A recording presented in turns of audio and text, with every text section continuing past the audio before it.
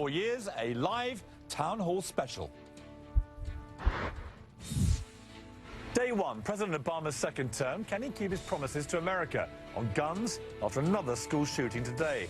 Our journey is not complete until all our children, from the streets of Detroit to the hills of Appalachia to the quiet lanes of Newtown, know that they are cared for and cherished and always safe from harm. The economy? An economic recovery has begun. America's possibilities are limitless. Social issues? Our journey is not complete until our gay brothers and sisters are treated like anyone else under the law. Tonight, an unprecedented gathering of leaders from business, politics and people on both sides of the gun debate. I'll talk to Dan Rather, Mark Cuban, Grover Norquist, a Texas gun owner who survived a mass shooting, and a couple who stopped a thief with a gun of their own. I'll ask them all, and you, how would you grade the president for his first 4 years? And what do you want to see in the next 4? This is Piers Morgan Tonight. Our journey is not complete until all our children, from the streets of Detroit to the hills of Appalachia to the quiet lanes of Newtown, know that they are cared for and cherished and always safe from harm.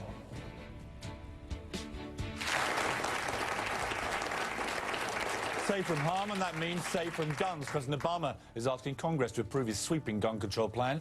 But can it pass? Let's go back to Jake Tapper, who's got an update for this. Jake, I understand the president will be meeting with some congressional members this week. Tell me about that.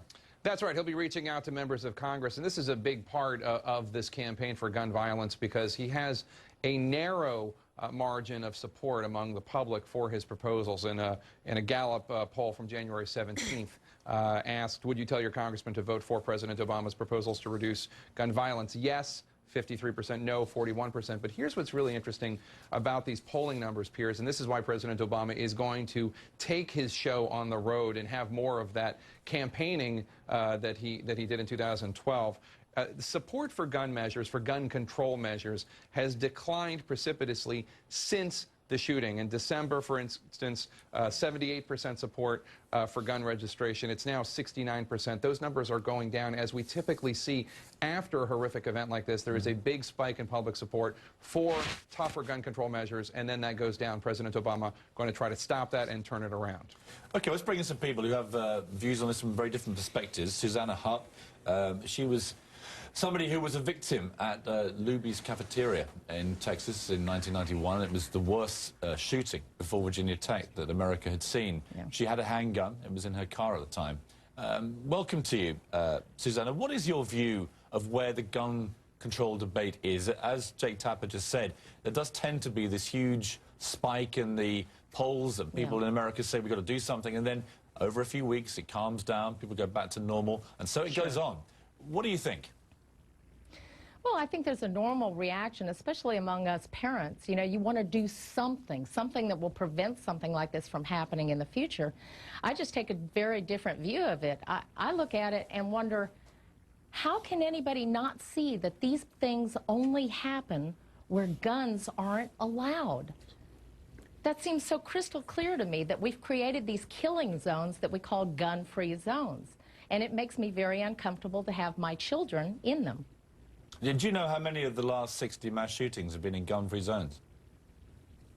If I had to sit and count, I can tell you almost all of them. That's actually, it's not the case. And today you saw a shooting where you got kids with handguns, students in a school, you got armed police everywhere, plenty of guns in that school. Now, do we know that you said kids? Because my understanding is they weren't children. Well, students. Is that?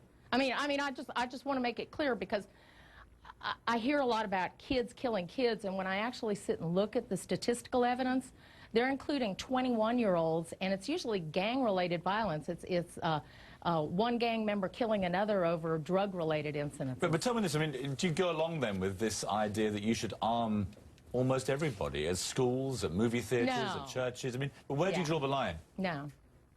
No, all I'm saying is anybody who is, basically anybody who can vote.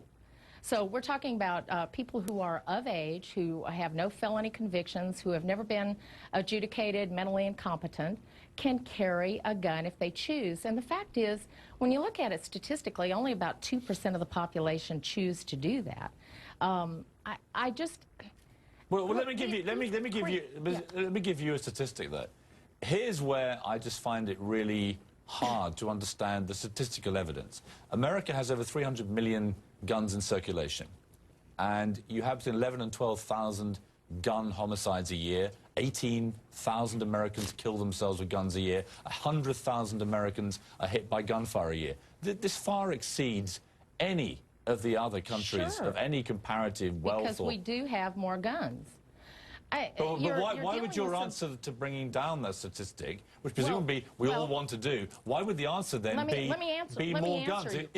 But hang on. Let me answer hang on. If, as you rightly said... But you started with one question. Let me answer Let me just finish my point, though. You're talking about... You're saying that a lot of people kill themselves with guns. Let me finish my point, please. My point is this. It's your show. If you concede that the reason for that is, as you said, you have more guns, why would the way to bring down those numbers be to have even more guns?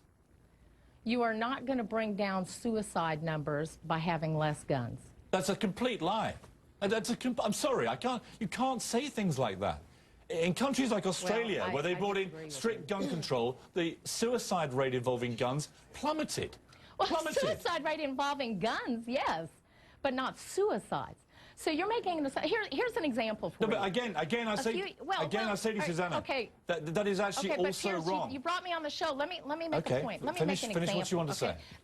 There was a great article. It was a very short article. Shortly after my parents were killed, there was an article in the paper. It was in December, and it was a very short article about a brother killing his own brother with a Christmas tree stand. He had beaten his brother to death with a Christmas tree stand.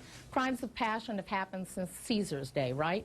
But you know what? If there had been a gun sitting next to the Christmas tree stand, he would have picked up that gun and used it, and it would be in your statistics now. Now, the brother is no less dead, but the gun is granted a more efficient tool. It's something that puts me on equal footing with gang members. It's something that puts your granny in a wheelchair on equal footing with the thugs trying to steal her Social Security check. Okay, well, look, there's a lot of people in this room that find what you're saying... I can't hear them. Well, a lot of people are... a lot of people are laughing and probably wish you could hear them, but let's move on. Let's move to Paul Cavazos and to Heidi Uriostegui. Look. If I may move on. Suzanna, if I may move on. Paul, you pulled out a shotgun. It's a fascinating story, this. It happened recently. You pulled out a shotgun to defend your girlfriend. It was actually a burglar attempting to steal a television set from one of your neighbours' homes. And we watched the videos, a famous bit of video now, where you went out, you took your gun, and you got this guy apprehended without actually shooting anybody. And you used the threat, I guess, of that weapon. It was a shotgun, I think? Yes, sir. To me, when I saw that, people sent me tweets saying, well, there's the evidence. That's why you've got to be armed. I've never had any problem with what you did. I've never had any problem with an American's right to bear arms in their home with a shotgun or a pistol or a handgun to defend themselves. I get that. That's the Second Amendment. Do you believe you need any more? Do you need to have an assault weapon, an AR-15 military-style rifle, or do you believe that you were armed enough to do what you did, to defend yourself and your property and your family? Yes, in this particular case, yes. I mean, we live in a very small area. We have lots of units connected to us. I don't need a .223 rifle that could maybe miss somebody and go 4 houses down. In this particular case, this is exactly what I bought it for. It's home defense. My girlfriend's been terrorized by this particular gentleman for the last month, and this time I was home. She let me know, and thankfully he chose the right choice for him and for my conscience as well. When you hear about the debate, and you hear the lady I just interviewed making the kind of remarks that cause a room to erupt with sort of appalled laughter, let's not beat about the bush here. There's clearly a clash of cultures, even within the American culture, about this. How do we get through it? You know, I mean, that's a tough question.